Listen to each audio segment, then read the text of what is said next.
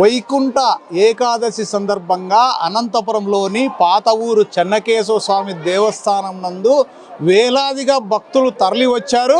ఇక్కడ భక్తులకు ఎటువంటి అవాంఛనీయ సంఘటనలు జరగకుండా ఎటువంటి భద్రత తీసుకున్నారనే దానికి ఇక్కడ ప్రస్తుతం డిఎస్పీ గారు మనతో ఉన్నారు. ఆయన అడిగి మరిన్ని వివరాలు తెలుసుకుందాం.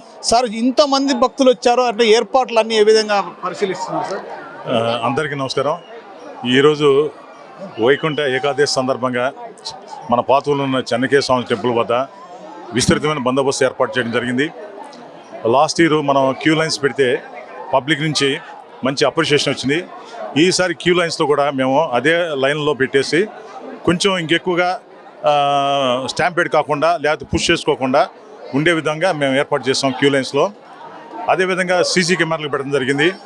తాడిపత్రి బస్ స్టాండ్ ఇటువైపు మన చెరువు కట్ట వైపు కూడా కొన్ని స్టాపర్స్ పెట్టి ట్రాఫిక్కి ఎలాంటి టెంపుల్ దగ్గరికి వెహికల్స్ రాకుండా ఏర్పాటు జరిగింది. సుమారుగా 200 మంది సిబ్బందితో 2 షిఫ్టుల్లో పనిచేయడం జరిగింది. ఇప్పటివరకు సుమారుగా ఒక 50,000 మందిగా మనకి ఈ టెంపుల్కి దర్శనానికి వచ్చారు. అందరూ హ్యాపీగా వెళ్ళిపోయారు.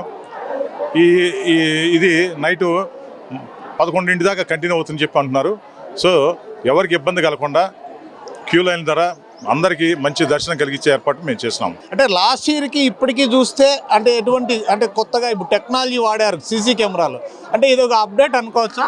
అనుకోవచ్చండి. ఎందుకంటే ఒక్కొక్కటి ఎవరి ఇయర్ చేస్తుంటే నెక్స్ట్ మళ్ళీ ఇంకొంచెం జాగ్రత్తలు తీసుకుంటారు. పోయినసారి ఇక్కడ మనకి టెంపుల్కి ఎదురుగా విఐపి ఎంట్రీ పెట్టాం.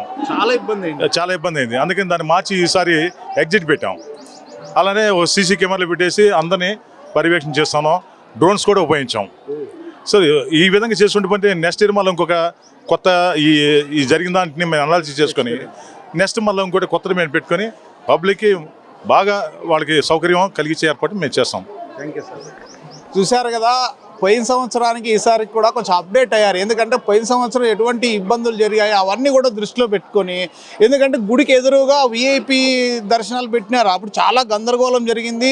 చాలామంది కూడా ఒక రకంగా అసహనం వ్యక్తం చేస్తారు. అవన్నీ కూడా దృష్టిలో పెట్టుకొని ఈసారి డిఎస్పీ గారు పక్కడ్బందీగా ఎక్కడ ఏ ఎంట్రన్స్ పెట్టాలా, ఎవరైనా విఐపీలు వస్తే ఏ విధంగా తీసుకోవాలా, మీడియా వాళ్ళకి ఏ విధంగా ఉండాలా, ఆ పోలీసులు కూడా దాదాపు 200 మంది సిబ్బందిని, సీసీ కెమెరాలు, డ్రోన్స్ ఈ విధంగా పర్యవేక్షణలో నిజంగా భక్తులకు ఎటువంటి అసౌకర్యం కలగకోకుండా నిజంగా చాలా ప్రశాంతంగా జరుగుతుంది. మేము కూడా ఇందాక చూసాం, క్యూ లైన్లలో కూడా భక్తులు ప్రశాంతంగా బాగా దర్శనం చేసుకుంటున్నారు. అందరికి కూడా మంచి దర్శనం అయితే ఈసారి జరిగిందని చెప్పాలి. కెమెరామెన్ చిరుతో బిహెచ్ రెడ్డి, చెన్నకేశవ స్వామి దేవస్థానం, పాతూరు, అనంతపురం. వైకుంఠ ఏకాదశి పర్వదినాన సందర్భంగా ఇక్కడ స్వామివారు పూర్వం నుంచి రాజుల కాలం నుంచి ఇక్కడ స్వామివారు ఇక్కడ కొలువై ఉన్నారు. స్వామివారు స్వయంభూగా కొలువై ఉన్నారు.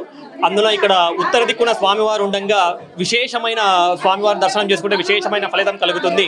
కనుక ఇక్కడ అందుకనే ఎక్కువ మంది అనంతపురంలో ఉన్న ప్రాంతంలోనే కాకుండా చుట్టుపక్కల పల్లె ప్రాంతాల్లో వరకు కూడా అందరూ స్వామివారిని ఇక్కడ దర్శనం చేసుకోవడానికి ఇక్కడికి వస్తూ ఉంటారు.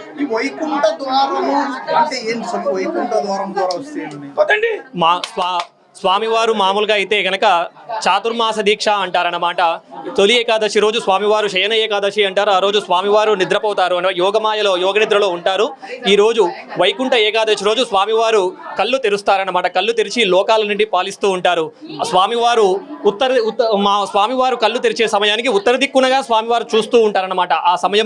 ఆ కళ్ళు తెరిచిన సమయంలో స్వామివారిని దర్శనం చేసుకుంటే వైకుంఠ ప్రాప్తి కలుగుతుందని, స్వామివారు మనల్ని తీక్షణంగా స్వామివారు మనల్ని దర్శిస్తారు, స్వామివారిని మనం దర్శనం చేసుకోవచ్చని చెప్పి మనకు పురాణ శాస్త్రాలు తెలుపుతూ ఉన్నాయి. మరి ఈరోజు వైకుంఠ ఏకాదశి పర్వదినము అనంతపురం నగరంలో గత 400 సంవత్సరాల పూర్వమే ఈ యొక్క లక్ష్మీ చెన్నకేశవ స్వామి వారి ఉత్తర ద్వార ప్రవేశాన్ని ఏర్పాటు చేయడం జరిగింది.